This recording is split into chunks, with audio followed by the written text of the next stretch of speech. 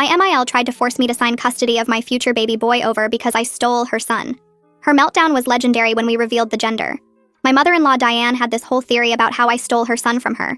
She'd tell anyone who would listen that before I came along, Trevor was the perfect son who called her every day and visited twice a week. Now he barely visits once a month because I'm holding him hostage with my manipulation.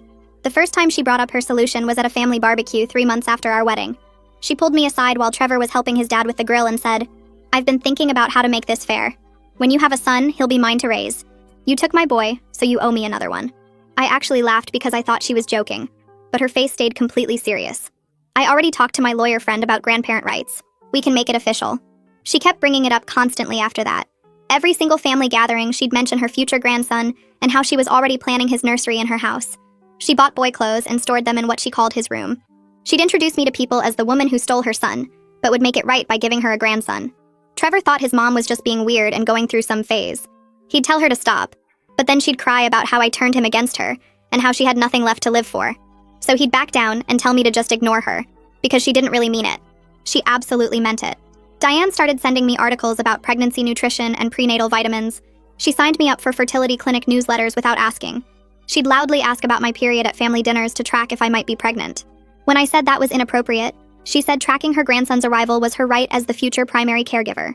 She actually created a contract on legal-looking paper that said I agreed to hand over my firstborn son to make up for taking hers. She brought it to Thanksgiving dinner and tried to make me sign it in front of everyone.